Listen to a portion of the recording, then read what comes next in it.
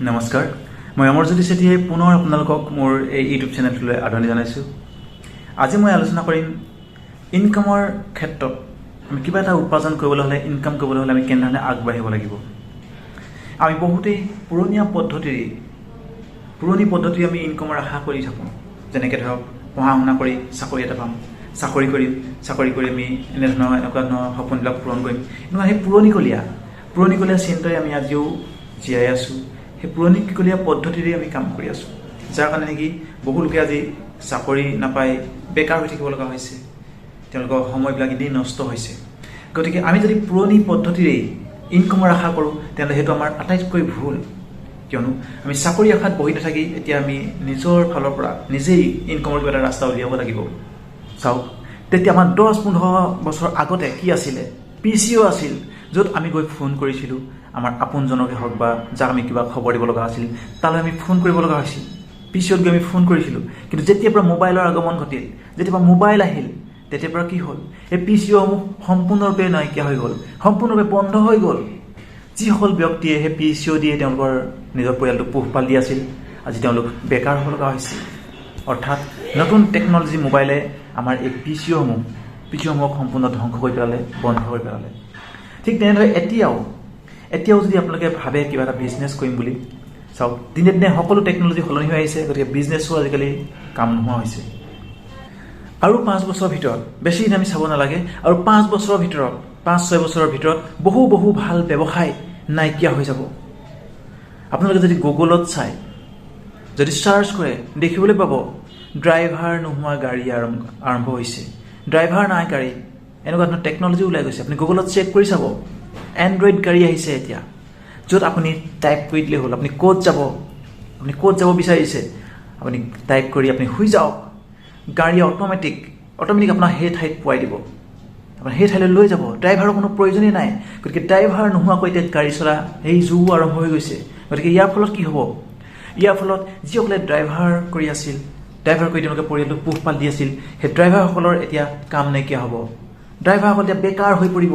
গতিকে এনেকুৱা ধৰণৰ টেকন'লজি আমাৰ আহি আছে।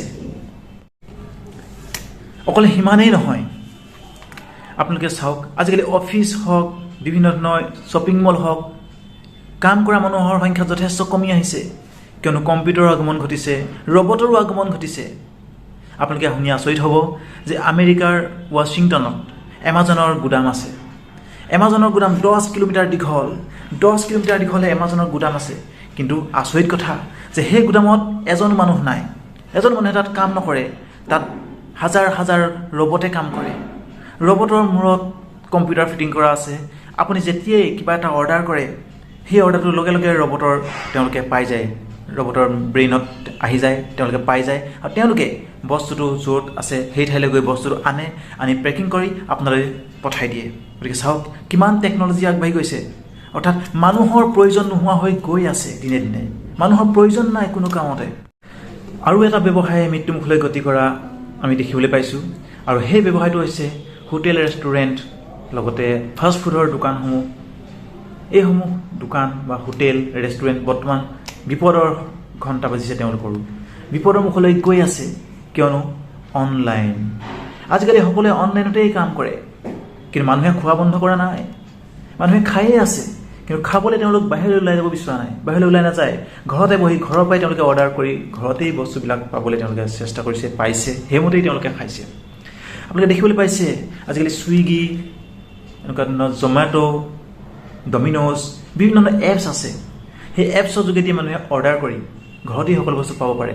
যিখন হোটেলৰ বস্তু আপুনি খাব বিচাৰে, যিখন হোটেলৰ বস্তু আপুনি ল'ব বিচাৰে, বছ আপুনি টাইপ কৰি চাৰ্চ কৰি তাত আপুনি অৰ্ডাৰ দিলেই হ'ল, সেই বস্তু আপোনাৰ ঘৰত আহি দি যাবহি। গতিকে চাওকচোন তাৰ ফলত কি হৈছে, বিভিন্ন ধৰণৰ হোটেল, ফাষ্ট ফুডৰ দোকান, ৰেষ্টুৰেণ্ট মৃত্যুমুখত পৰিব। অৰ্থাৎ সেই ব্যৱসায়টো ভৱিষ্যতে নোহোৱা হ'বলৈ গৈ আছে। কিয়নো টেকন'লজিৰ প্ৰভাৱে আজি সকলো ব্যৱসায় বন্ধ কৰি পেলাইছে, ধ্বংস কৰি পেলাইছে। ইয়াৰ লগে লগে আৰু এটা কাম বৰ্তমান মৃত্যুমুখত পৰিবলৈ গৈ আছে, আৰু সেইটো হৈছে ছিকিউৰিটি গাৰ্ডৰ কামটো। ছিকিউৰিটি গাৰ্ডৰ কামটো লাহে লাহে নোহোৱা হ'বলৈ গৈ আছে। কিয়নো আজিকালি CCTVৰ প্ৰচলন চলিছে, সকলোতেই CCTV।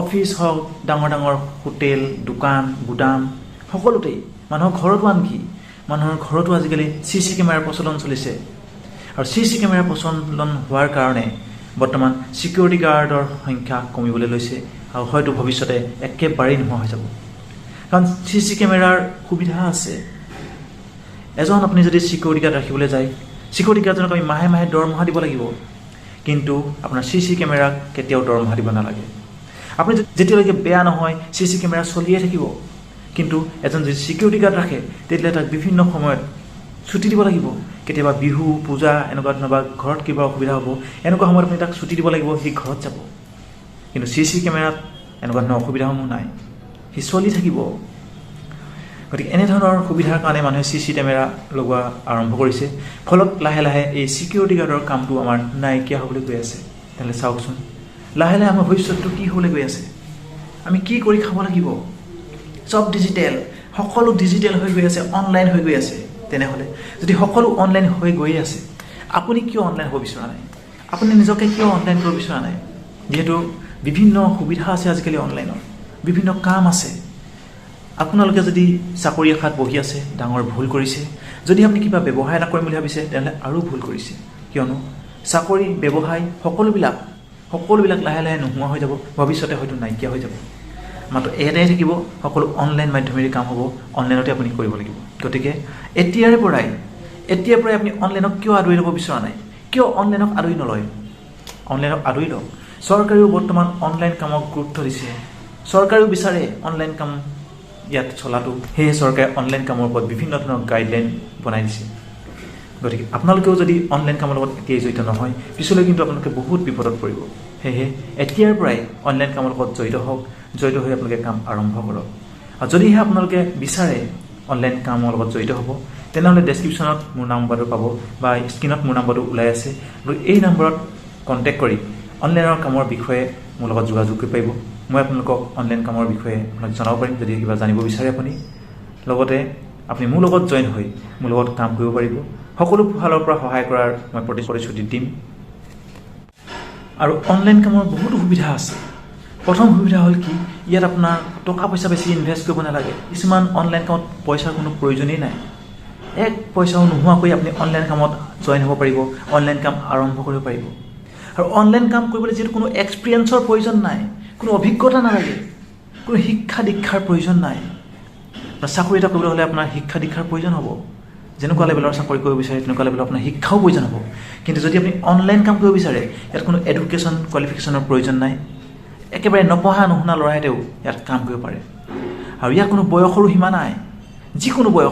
যিকোনো বয়সৰ লোকে ইয়াত কাম কৰিব পাৰে আৰু ইয়াত আপোনাৰ কোনো ধৰণৰ টাৰ্গেট নাই অনলাইন কামত কোনো ধৰণৰ টাৰ্গেট নাই কোনো বাউণ্ডেশ্যন নাই আপোনাৰ কোনো সীমাবদ্ধতাৰ মাজত আপুনি বান্ধ খাই থাকিব নালাগে আৰু ইয়াতে আপোনাৰ কোনো ধৰণৰ ৰিস্কৰ কথা নাহে যিহেতু ইয়াত কোনো মূলধন আপুনি খৰচ কৰিব নালাগে গতিকে ইয়াত কোনো ৰিস্কৰ প্ৰয়োজনেই নহয় তাৰ উপৰিও ইয়াত আপোনাৰ টিম ৱৰ্ক হয় আপুনি অকলে কাম কৰিব নালাগে নেটৱৰ্ক কামত অনলাইন কামত এটা টিম হৈ কাম কৰা হয় গতিকে আপোনাক প্ৰতিজন ব্যক্তিৰ ফালৰ পৰা আপুনি সহায় পাব আৰু সহায় হৈ আপুনি কামটোত আগবাঢ়ি যাব পাৰিব আৰু অনলাইন কামত আপোনাৰ সুবিধা কি জানেনে ইয়াত কোনো বছ নাই কাৰো কথা ইয়াত শুনিব নালাগে কাৰো আদেশ মতে আপুনি চলিব নালাগে অনলাইন কাম যিহেতু আপোনাৰ নিজৰ ব্যৱসায় নিজৰ কাম গতিকে নিজৰ ইচ্ছামতে নিজৰ সুবিধামতে আপুনি কামটো কৰি যাব পাৰিব ইয়াত কোনো বছ নাই কোনো টাৰ্গেট নাই নিজৰ টাৰ্গেট আপুনি নিজেই ল'ব লাগিব আপুনি কেনেধৰণে কি কৰিব বিচাৰে কিমান ইনকাম কৰিব বিচাৰে সেই সকলোখিনি টাৰ্গেট আপোনাৰ নিজৰ আপুনি ঘৰত থাকিয়ে কৰিব পাৰে সেইটো এটা ডাঙৰ সুবিধা আপোনাৰ ব্যৱসায় এটা কৰিবলৈ হ'লেও আপুনি নিৰ্দিষ্ট এটা ঠাইলৈ যাব লাগিব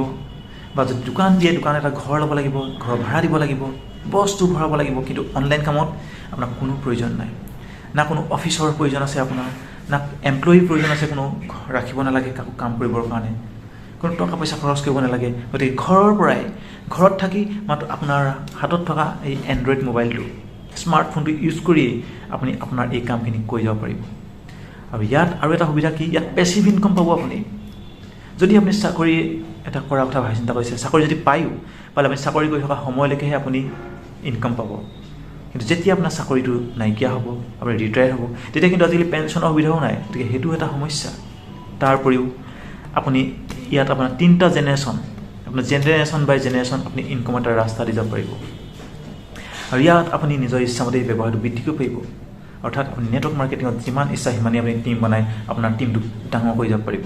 কিন্তু এই সুবিধা আপোনাৰ চাকৰিত নাপায়। চাকৰিত মাহে সময়ত যিটো দৰমহা পাইছে সেই দৰমহাই আপুনি চলিব লাগিব, সেই দৰমহাই খাব লাগিব। কিন্তু নেটৱৰ্ক মাৰ্কেটিঙত আপুনি যিমানেই আপোনাৰ টিমটো ডাঙৰ হৈ গৈ থাকিব, টিমৰ বৃদ্ধি হ'ব, সিমানেই আপোনাৰ ইনকামো বাঢ়ি যাব। ফলত আপুনি নিজৰ প্ৰয়োজনতকৈও আপুনি যেনেকুৱা ধৰণে ভাবিছে, যেনেকুৱা ধৰণে সপোন দেখিছে, সকলোখিনি সপোন আপুনি পূৰণ কৰিব পাৰিব। গতিকে নেটৱৰ্ক কামৰ এই সুবিধাসমূহ যদি আপুনি ল'ব বিচাৰে, আজি নেটৱৰ্ক কামত জড়িত হওক আৰু জড়িত হৈ কামটোৰ বিষয়ে ভালকৈ শিকি বুজি কৰি যাওক, আপুনি নিশ্চয় সফল হ'ব পাৰিব। গতিকে বন্ধুসকল, ময়ো মোৰ ভিডিঅ'টো আৰু বেছি দীঘল কৰিব বিচৰা নাই। যদিহে মোৰ ভিডিঅ'টোৱে আপোনালোকৰ কিবা উপকাৰ সাধিছে, যদি ভিডিঅ'টো আপোনালোকে ভাল পাইছে, তেনেহ'লে এটা লাইক কৰিবলৈ নাপাহৰিব। লগতে নতুনসকলে, যিসকলে নতুনকৈ মোৰ ভিডিঅ'টো চাইছে, তেওঁলোকে মোৰ চেনেলটো ছাবস্ক্ৰাইব কৰি ৰাখিব, লগতে কাষত থকা বেল আইকনটো দবাই ৰাখিব, যাতে মই যেতিয়াই নতুন ভিডিঅ' আপলোড কৰোঁ আপোনালোকে যাতে প্ৰথম ভিডিঅ' ন'টিফিকেশ্যনটো পায় আৰু চাব পাৰে। লগতে কমেণ্ট কৰিব আজি ভিডিঅ'টোৱে আপোনালোকক কি কি উপকাৰ সাধিছে বা মই আপোনালোকক কেনেধৰণে উপকাৰ কৰিব পাৰিছোঁ, আপোনালোকে কমেণ্ট কৰি জনাব। ধন্যবাদ।